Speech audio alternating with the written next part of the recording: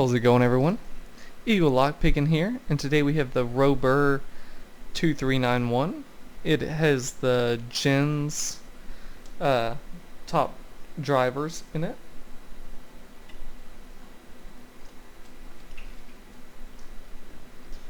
So it has 4 gens up top with 1 standard, and then 4 side pins. And we are going to pick the gens to their gen section, the smaller portion. That'll give us a false set, which will activate the sidebar. Well, the sidebar will bind after that. We'll pick the sidebar, will give us deeper false set, and then we will float pick the 4 gens up top into the shear line and hopefully get the open. This one has been a very difficult pick, and not because of the gens up top. It's really because of the sidebar. It has very little feedback to it, as well as the side pins 3 and 4 bind at the same time, which make it ping pong back and forth a lot. I meant to use the key first, sorry. I was talking. Here's the key for it. It only turns 90 degrees clockwise. Does not turn counterclockwise, which is a struggle in itself because I don't like to float pick clockwise. So if you've seen any of my videos, I don't think I've ever really float picked that way. I normally like to do counterclockwise tension. But anyway, let's try to get this thing open.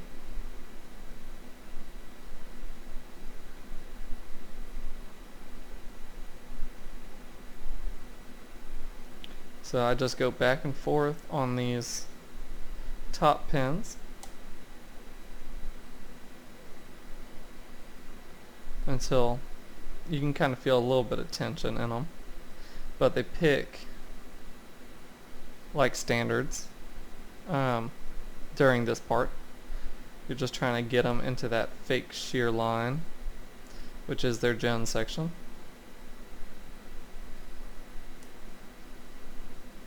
Once you do that, we'll get out the different, there it goes.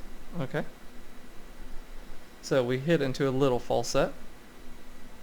Now we'll just pick the sidebar, which, like I said, is a struggle, so you might see some unwanted false set here, which really messes me up on this sidebar.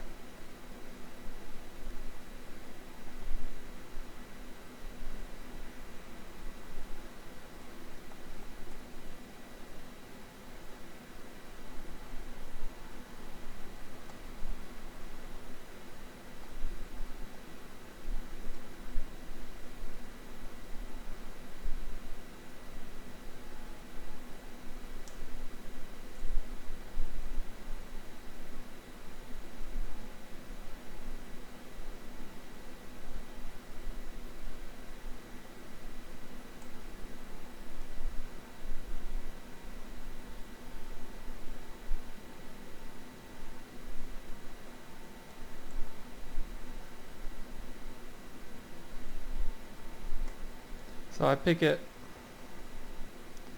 this one a little bit differently because they both bind at the same time. There's basically tons of little half steps,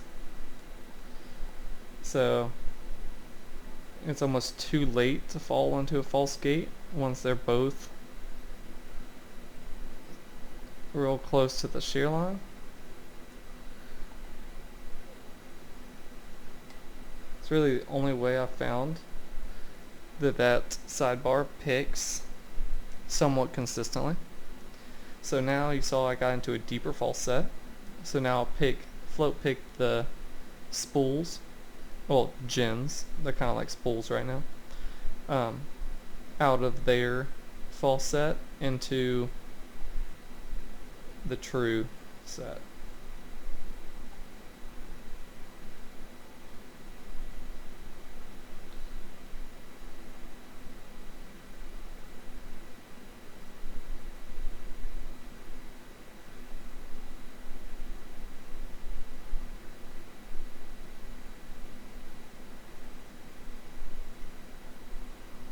I'm going nice and slow.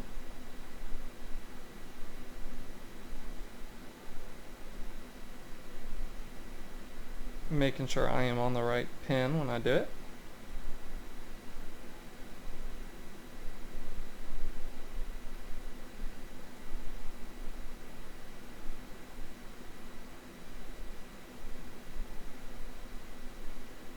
Skip over 3 because that is the standard min lift.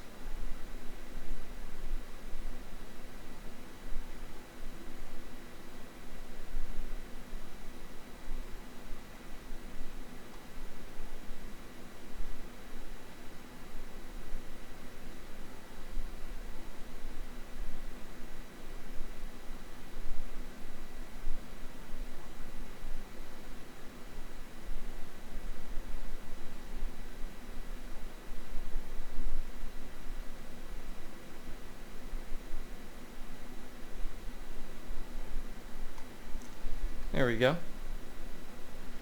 So we got the open.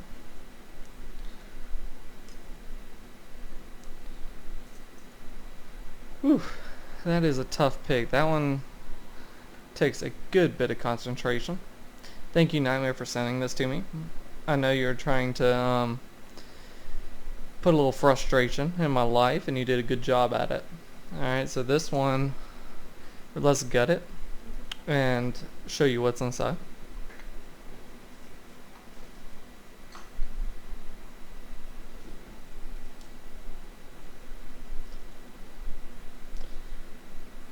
Let's lock it back up. And you can tell this is the mechanism on the back that won't let you turn past 90 degrees. So that's 90 degrees, and then that's why you can't turn counterclockwise, because that bar prevents any movement past up and down. Let's take this back off.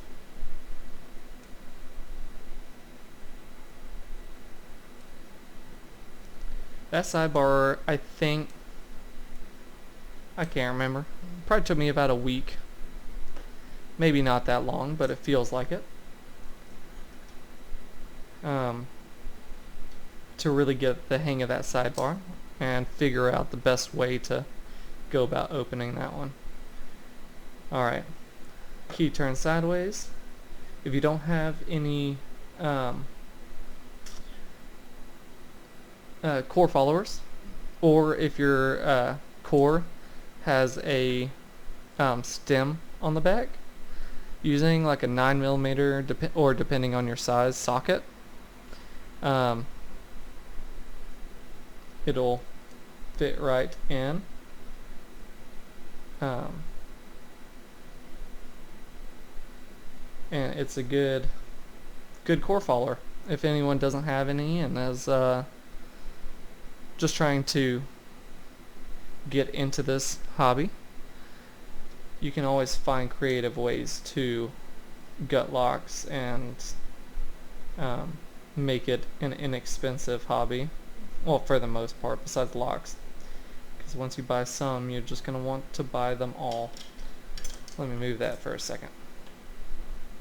So, here's the sidebar. There we go. That way.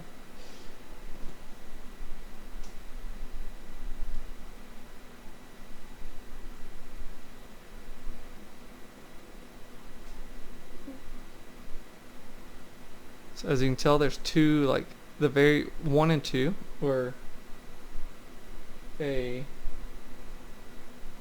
min lift, but you did have to kind of just push them a little bit. And then 3 and 4, those are the ones that gave me a lot of problem on that sidebar.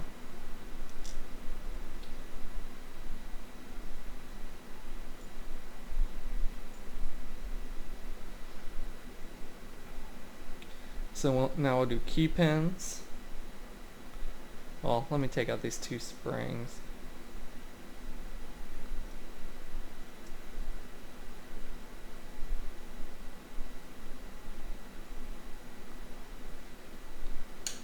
Alright. We'll do key pin 1 is a standard. 2, I think they're all standard. I know I've opened this lock before, but for some reason I was questioning if they were or not. 2, 3,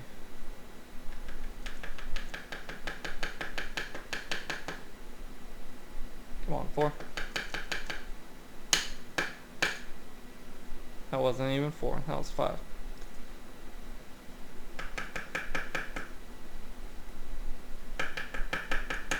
There it goes. Yeah, all standard.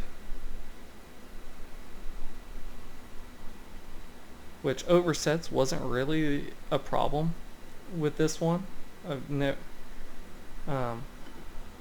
even on my mind. It was really just the sidebar and making sure I could float pick those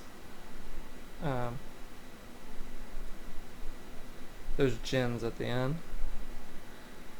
And then these, all 4 of them are the same, but we'll get a close-up of them.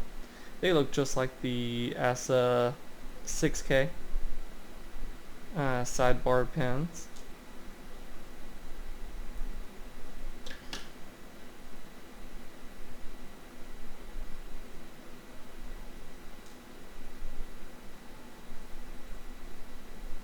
Like I said, there's 4 sidebar pins.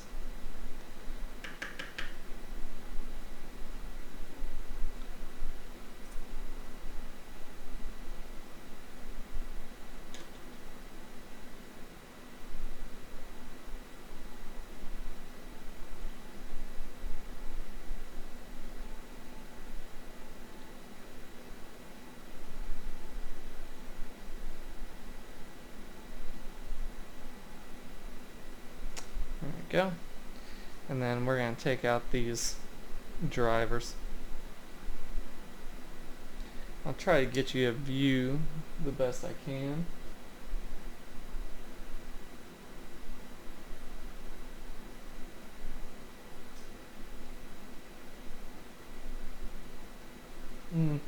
Let's zoom in just a little bit.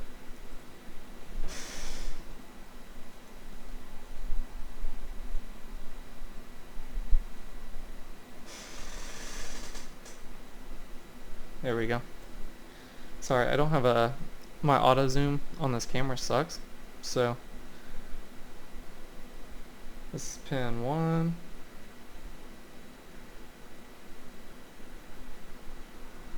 A nice gen.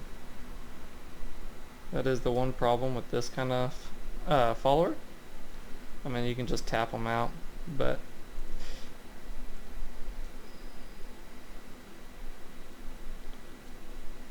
one and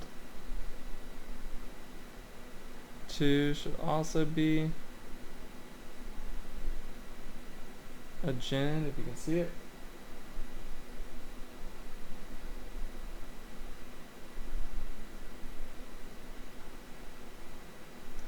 Like I said, I'll get a close-up of these in a second.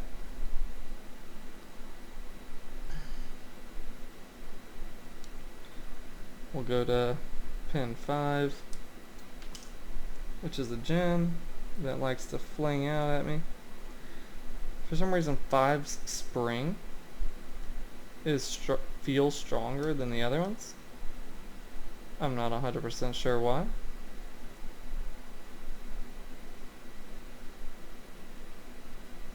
Or I'm just going crazy, but either way. And then the standard in 3 it does amaze me how,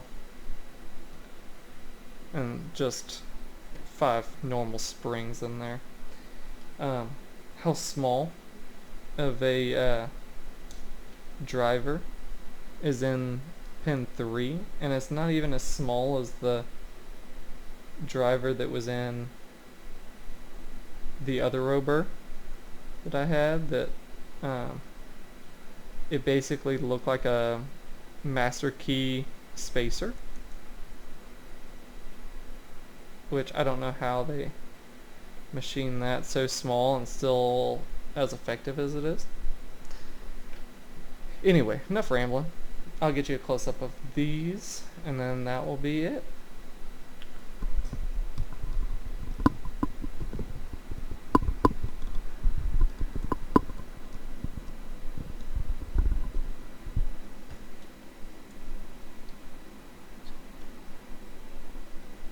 Alright, so we got those 4 gens and then the min lift standard driver, 4 side pins, and then we got the sidebar up there. Alright, that was the Robur 2391 with gens in it.